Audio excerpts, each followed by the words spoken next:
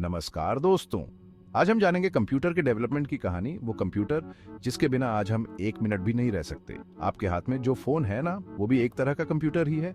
लेकिन क्या आपने कभी सोचा है कि ये कंप्यूटर आया कहां से? चलिए शुरू करते हैं इस सफर को, अबेकस के जमाने से लेकर आर्टिफिशियल इंटेलिजेंस तक। नमस्कार दोस्तों, आज हम जानेंगे कंप्यूटर के डेवलपमेंट की कहानी। चलिए शुरू करते हैं।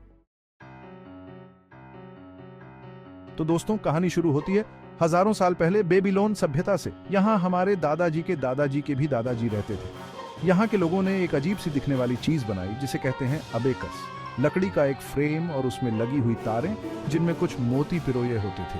यकीन मानिए, ये उस जमाने का कैलकुलेटर था। जोड़ना, घटाना, यहाँ तक कि गुणा और भाग भी ये अबेकस सब कर लेता था। अब आप सोच रहे होंगे कि ये कैसे मुमकिन है। अरे भाई, उस जमाने में लोग दिमाग से काम लेते थे, कैलकुलेटर से नहीं। मोतियों को इधर उधर खिसका कर ये लोग बड़े बड़े हिसाब लगा लेते थे।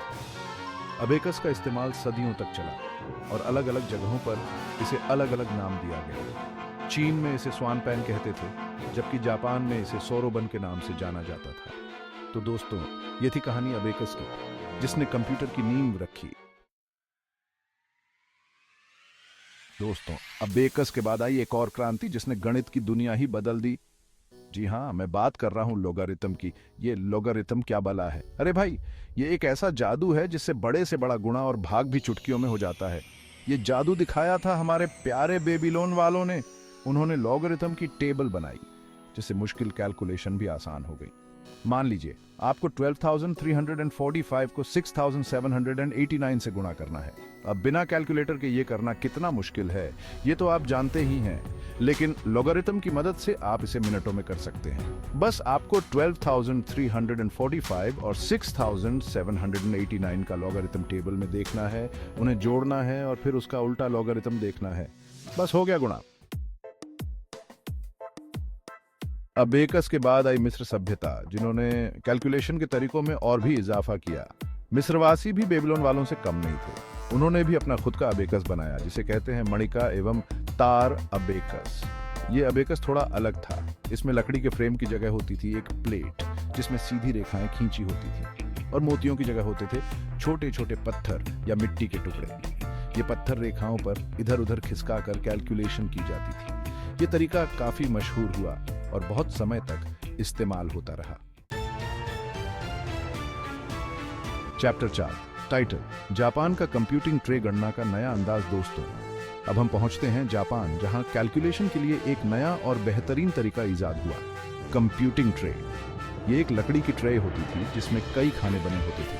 इन खानों में छोटी छोटी गोलियां या छड़ें रखी जाती थी जिन्हें सैकाकू कहा जाता था। हर खाना एक नंबर को दिखाता था और गोलियों की संख्या उस नंबर के मान को बताती थी। जैसे इकाई के स्थान वाली खाना में 3 गोलियां रखने का मतलब था 3, दहाई के स्थान वाली खाना में 2 गोलियां रखने का मतलब था 20, और ऐसे ही आगे। चैप्टर 5, टाइटल, नया अबेकस, ऑनरिलीक के गरबट का कमाल। दोस्तों, समय के साथ साथ अबेकस में भी बदलाव आते रहे। 11वीं शताब्दी में ऑनरिलीक के गरबट, जो कि पोप भी बने, उन्होंने अबेकस को एक नया रूप दिया। इस नए अबेकस में मोतियों की संख्या कम थी और इसे इस्तेमाल करना भी पहले से आसान था।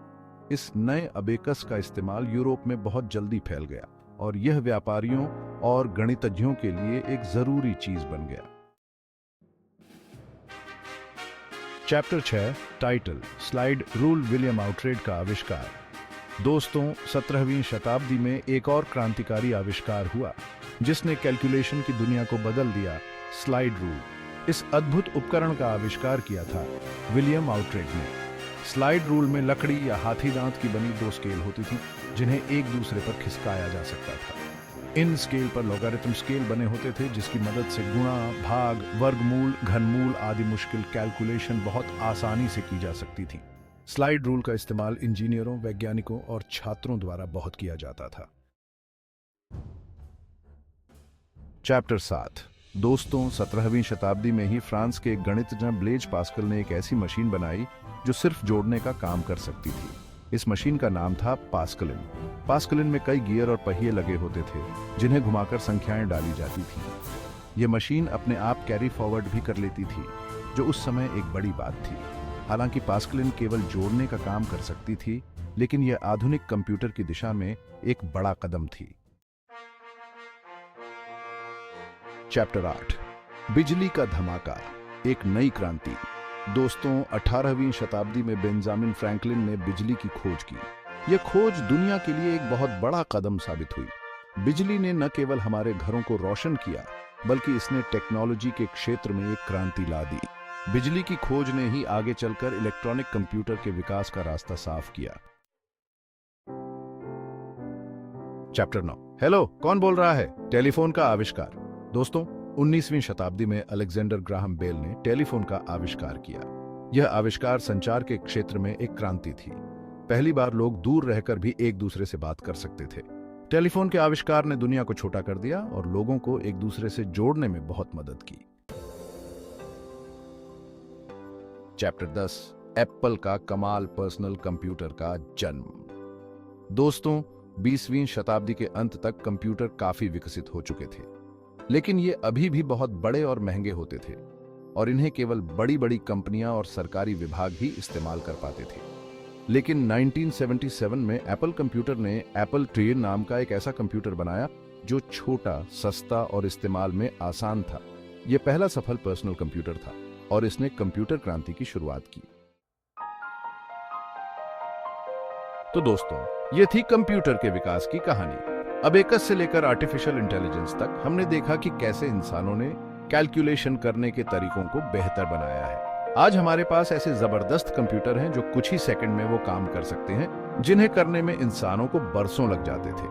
लेकिन यह सफर अभी खत्म नहीं हुआ है और आगे चलकर हमें और भी बेहतरीन और ताकतवर कंप्यूटर देखने को मिलेंगे। अगर आपको यह वीडियो पसंद आया हो तो लाइक और सब्सक्राइब करना न भूलें। धन्यवाद।